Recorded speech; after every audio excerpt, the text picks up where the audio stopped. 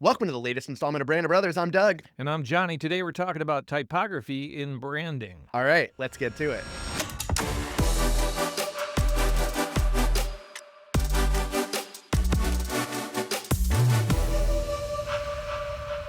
Typography. Typography. I call that fonts. What's the difference? Anything? Yeah, there's a little bit of a difference. So typography is really the study of and the creation of, whereas fonts are kind of the result of. Okay. So fonts are what you think of when you think of Helvetica, Sure. or you think of Times New Roman. And you shouldn't be thinking of Times New Roman, but in case you do, you're thinking of that as a font. We generally refer to it as a typeface.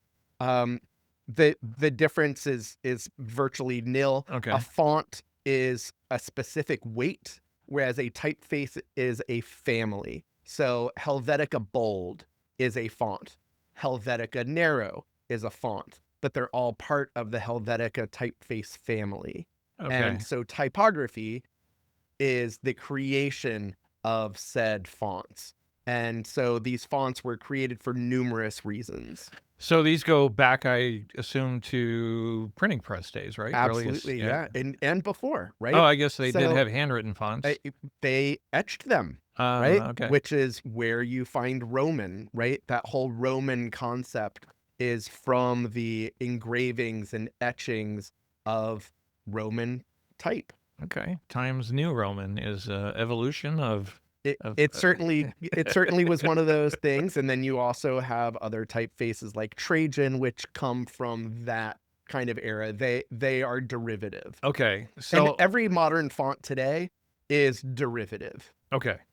And my understanding is that there are basically two kind of families, like master families. Like you got the serif and the sans serif. It goes a little bit more vast than that. Okay. So you also have your decorative fonts, you have your handwritten fonts, you have numerous categories of fonts. But, so it's beyond just serif and sans serif. Correct. Okay. And so it also gets a little bit convoluted as you dive into this, right? So a serif are the little embellishments that you find at the end of a letter. For example, when you look at the letter L, when it's a lowercase l, that's sans serif, it is simply a vertical bar. Looks right? like a 1 almost. Or a capital I, right, without the little sticks, right? Sure. And the little sticks don't necessarily mean that those are serifs. Serifs,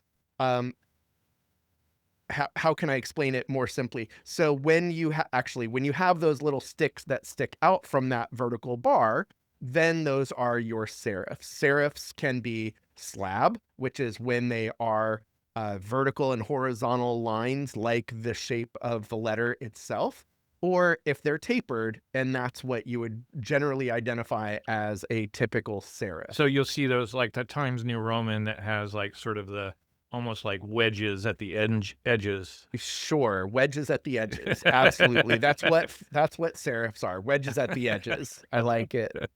But I don't like us continuing to talk about Times New Roman. Can you pick a different one? Like papyrus. Everyone loves papyrus.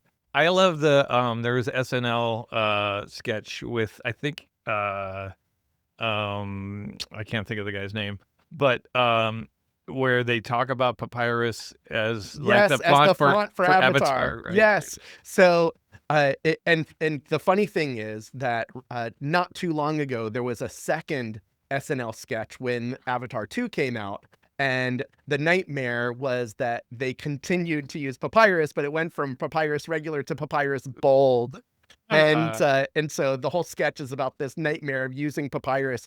And the actual typographer, the guy who created the papyrus font, he was interviewed about this, and of course he didn't know that it was being used until we knew that papyrus was being used. And of course it was not created to be a title font for a feature-length motion picture. Okay, one last question before we move on to the implementation of these things. You mentioned a typographer. That's somebody who makes fonts for fun and profit?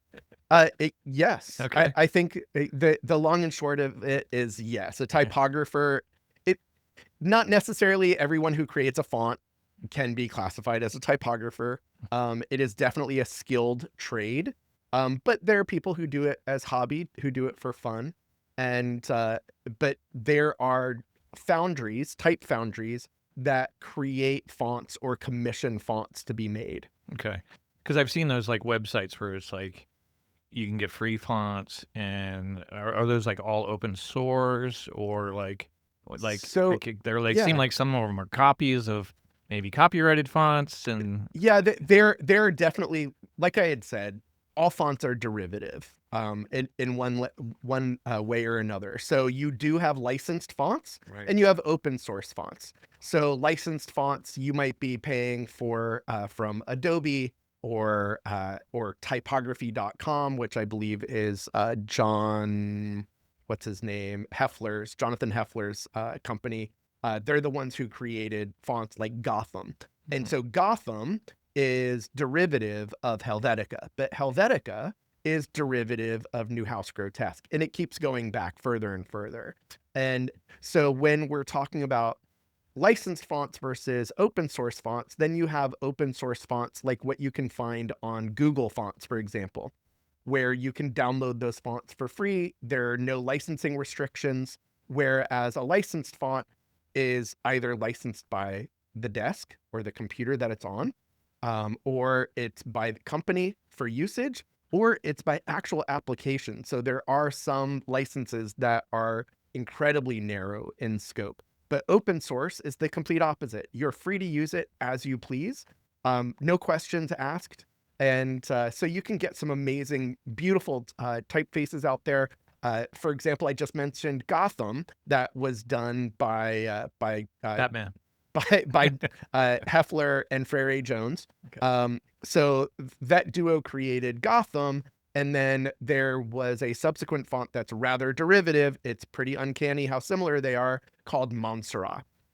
Mm. And so it has a very similar appearance, similar aesthetic, except the difference here is that it's open source and free to use for anyone. So when you're talking with a client and you're looking at their brand, how do you choose, say this is a good font for you? To Like how do you get to that? Yeah, that's a great question. So the very beginning of the process, of course, begins with putting together the messaging brandscape. That messaging brandscape helps us to identify a litany of points. I believe we had a show about it previously, so I'm not going to dive too far into it. But one of the key components that comes out of a messaging brandscape is tone. Um, Different people like to have different numbers of tonal words that help to identify what the emotional connection is from a brand to its audiences.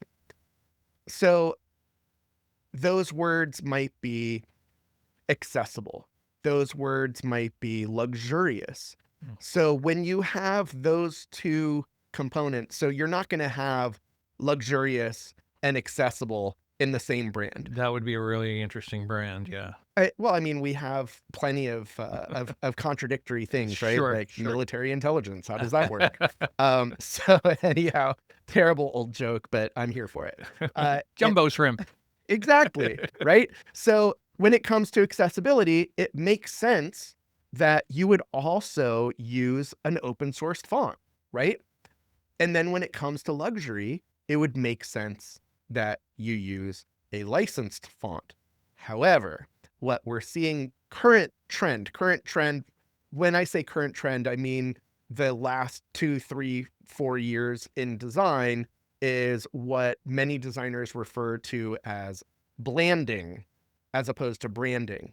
And so we're seeing a lot of companies that are higher end companies Right. moving away from their decorative typefaces or their custom serif fonts into more of a sans serif direction, and a lot of them actually toward Helvetica.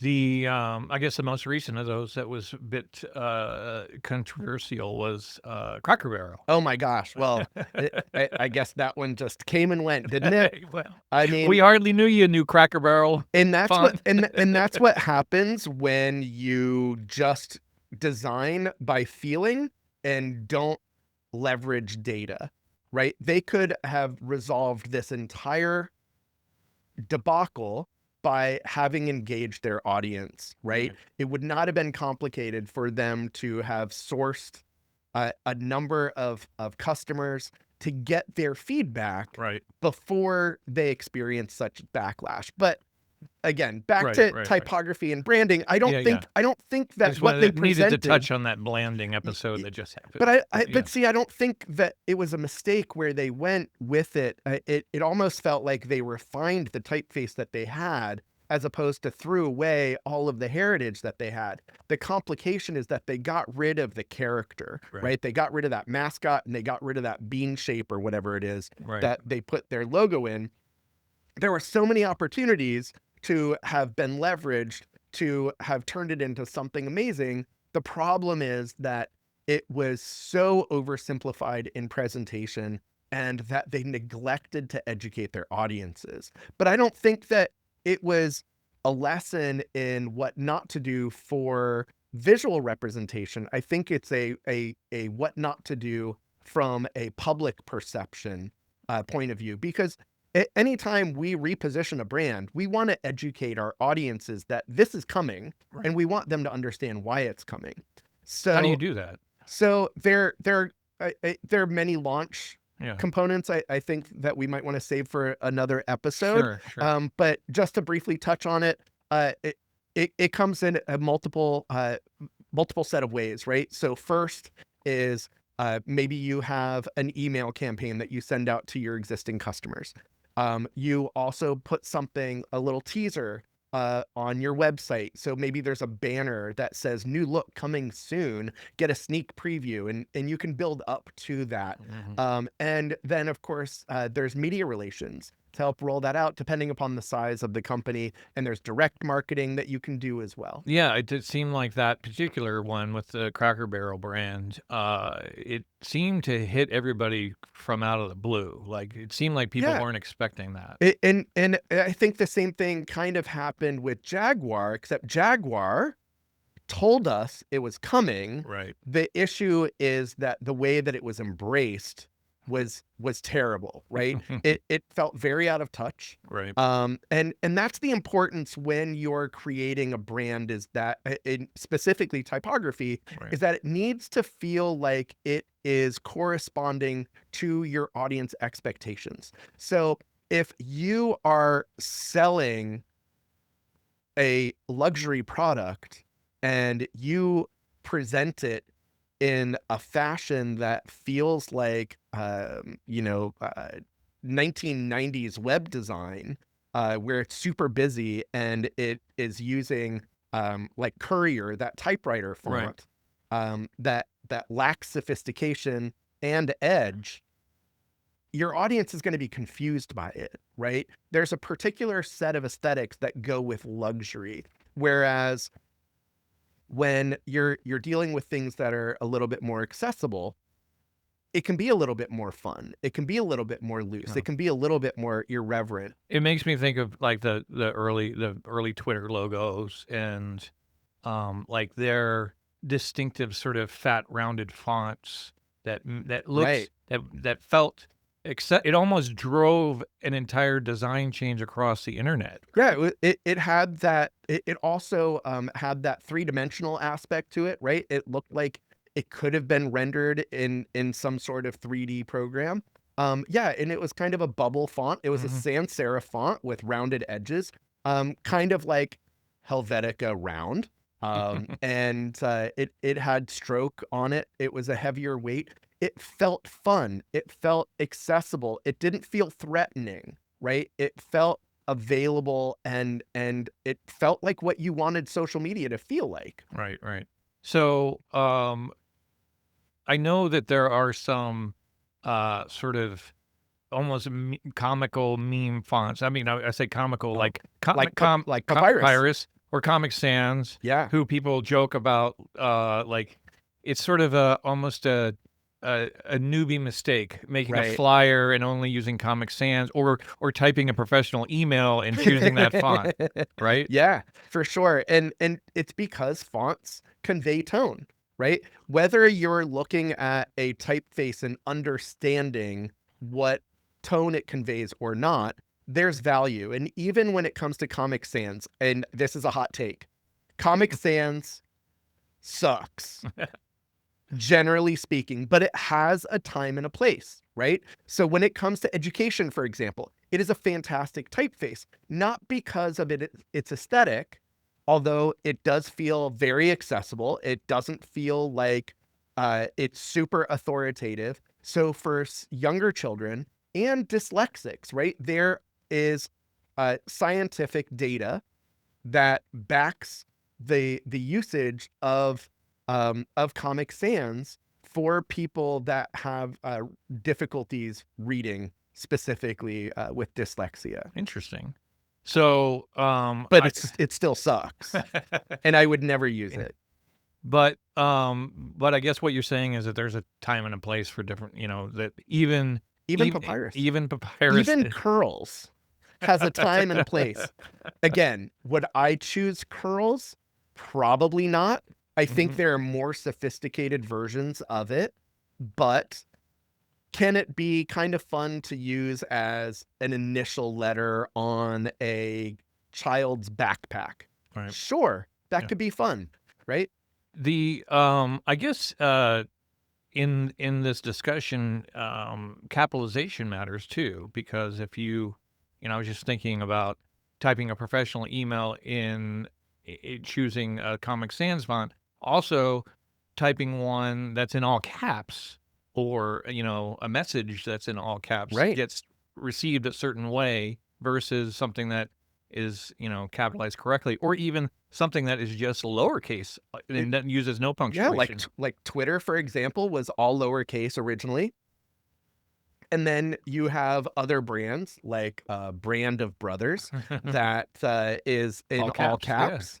And then there's the playing with weights. So you have typefaces and you want to make sure that they are complementary and that they're applied correctly and uniformly, right? So when it comes to typefaces, you want to have contrast and you also want to have complement. So there are serif typefaces that have complementing sans serif typefaces and vice versa.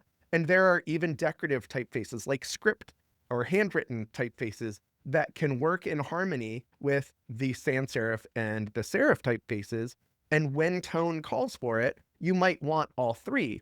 However, you might also have distinguishing characteristics like maybe our brand fonts also encompass different weights. And so not only do we have our open source fonts, we also have variable weight fonts. And so variable weight fonts are just absolutely incredible in terms of diversity and what they can present. They're not completely ubiquitous when it comes to desktop publishing using uh, things like Microsoft Word. However, when you're using Adobe InDesign, for example, you can adjust the variable weights, the whether it's bold, semi-bold, or even in between. So, I get you. So you can actually, instead of having like five different options where you've got narrow, semi-narrow, regular, bold, semi-bold, bold. Something to that Yeah, effect. Yeah. yeah. So Most of basically, them, yeah, it, that's what I see anyway. so But yeah. just a really quick correction. So you'll have narrow, you'll have regular, and you'll have extended. And then Okay. you'll have the weights. So your Okay. weights are going to be light, thin, I regular, gotcha. medium, bold, semi-bold, heavy, black, right? Right. Those are your varying weights. And what's really cool is that you can granularly shift from between one of those in toward another without going all the way toward them. So if a weight is too heavy or too light, you can just make a slight adjustment and get it so it's perfect. It's the Goldilocks of fonts. Something, I do a lot of memeing. I make my own little memes, specifically Seinfeld memes. So, but one thing that I use this little tool that is like just basically a little graphic edit or a little image editor specifically for memes. And Canva? it's it's called Memento. And Is it free? yeah, I think it is. Yeah. Great. I think so. I think there's a paid version and a free version. I don't remember. And are we sponsored by either of Canva or Memento? No, but we'd like to be. Anyway, one of the things that I have difficulty with is readability of my caption, right underneath. And usually it's over top, especially if it's dialogue. And so I play with things like shadow and stroke and these, but I as a designer, I am hurting a little bit inside, but I'm listening. So, but all with the goal of making it more readable. And I wondered if you could talk a little bit about the typography choice and legibility and that and Sure. how that works. So when it comes to legibility, there's no question that it's easier to read something that is bold and large and lacks decoration, right? When it is a utility font like Helvetica, for example, Helvetica Bold is going to generally be incredibly legible, even when it has a reduced tracking.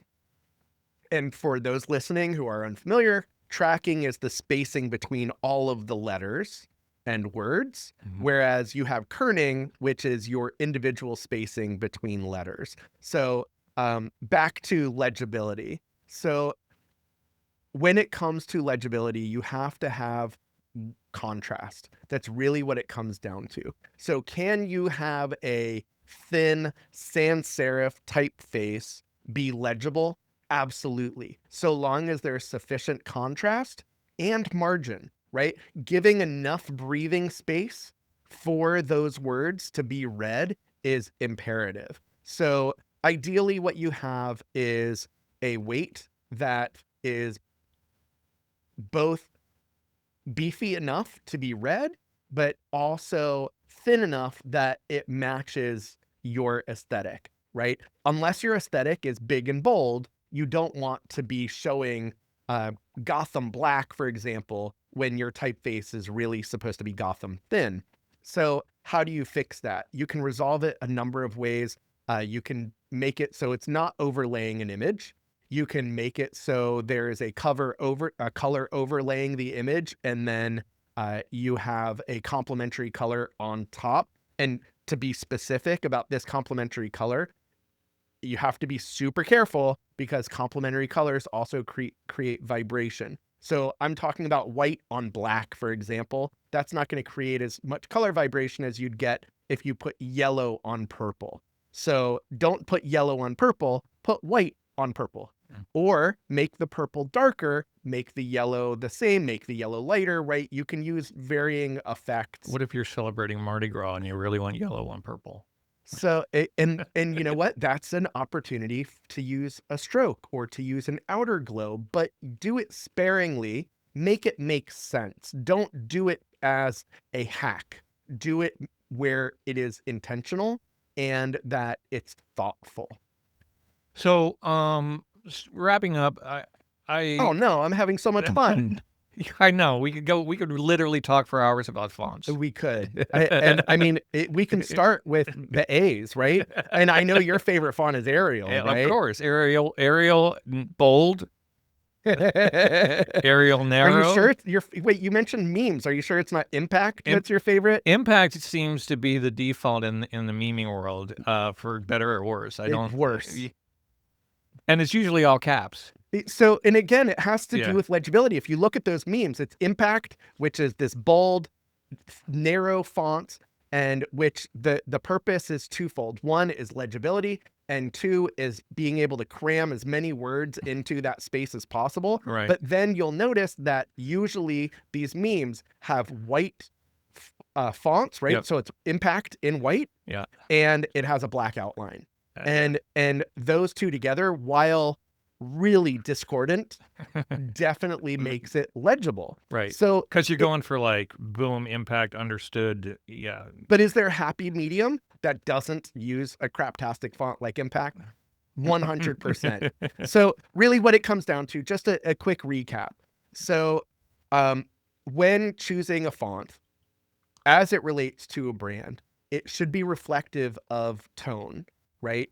And it should also be, it should have complementarity, right? It should basically speak to color schemes and imagery and make sure that everything is complementing each other.